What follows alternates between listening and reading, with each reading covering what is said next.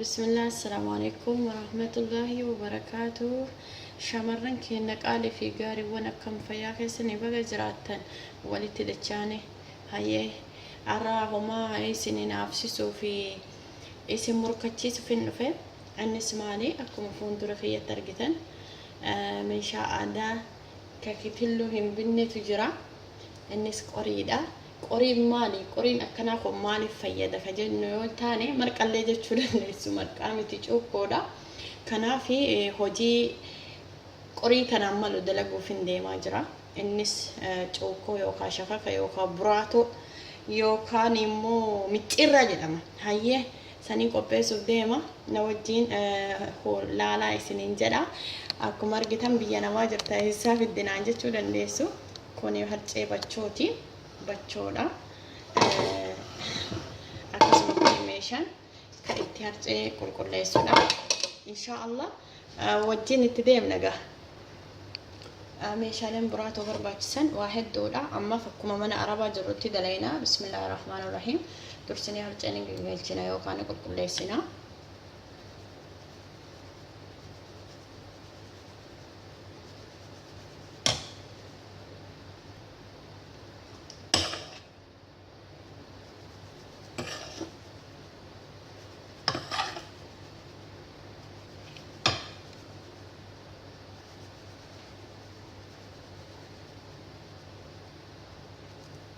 حالا kanaan galchina kun akkuma argitan xuraawaan iddoon hin jira erga geessine gara hojiitti seenna jechuudha dhaafeenna qulqulleessine akkuma argaa jirtan biyya keenyatti moo qadharriina qorii guddaa yookaan dardara guddatti jechuudha sun biyya kana waan hin jirreef jecha humna kanuu ta'u meeshaa kana fayyadamna akkasumas immoo sahana kana qopheeffannaa dhadhaa akka isin amantaniif jecha dhadhaa baay'isee naqee jechuudha kun akkuma argaa jirtan naqee jechuudha kun dhadhaadha ho'istuuna jechuun keessan hin oolu kaarabaan amma yeroo daafu hin ho'a jechuudha isin garsiisaa bismillah akkuma argaa jirtan dhadhaadha itti dabalataa deemna dursinee dhadhaa kana sirriitti dhuguu qabna bismillah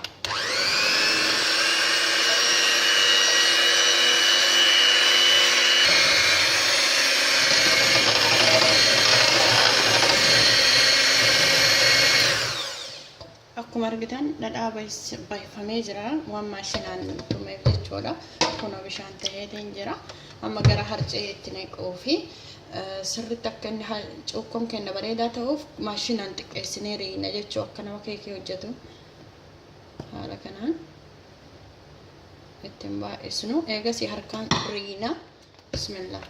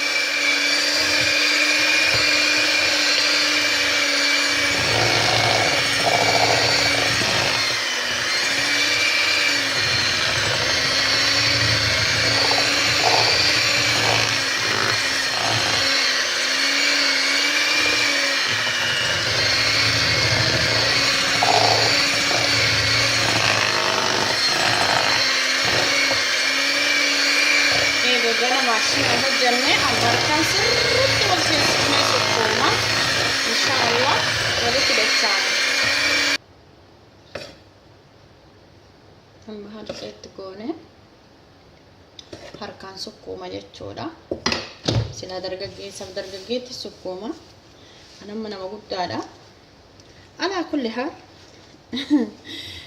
amma ni sukkuumna irratti baane sirritti bachoon hanga dhadhaan wal seenee maal jedhutti jechuudha. Amma maashinaa dhageef jecha antini fakkaata. Akka akkaawuntii yana barsiistattiin hojjedha. Namni hojiin isaa garagaraa kallattii hedduu fi akkaataa hedduutti hojjetama. Cokkooni tokko tokko awwaaressee hojjeta, tokko tokko bishaan godhee dhadhaarra dabarsee hojjeta, tokko tokko giddugala godha. Anis akkuma maatiin kiyyatti na barsiisetti hojjedha jechuudha. Akkasii inshallah walitti deebina. Amma daqiiqaa 30f sirriitti sukkuumuu na gaafata. Haala kanaan sirriitti sukkuumuu na gaafata. Kanaaf jilbiifadheetiin itti waa afadhee qulqullina gaafatti bachoo waan taateef haalaan sukkuumee walitti deebina inshallah. Hangasii naa tura. Obboleeyyan kiyya sukkuumaa daqiiqaa 30 booda walitti deebineetiin jirra. Wallahi gaa kanatti bachoon ana akkanitti hojjedhutti astaayitiitti kennuu dandeettanii kunooti marqumaa fallaadhaan qoshorannee nyaachuu dandeenya.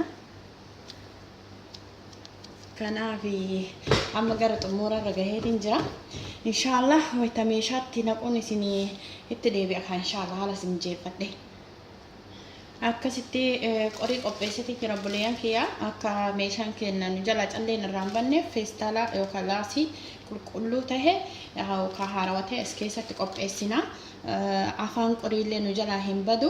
Ammas immoo dhadhaan kuni bachoon baay'ee bishaan waan taheef baquu danda'a. Wayita baqe meeshaa balleessa waan taateef haala kanaan hojjanna jechuudha. Bismillahirrahmanirrahiim.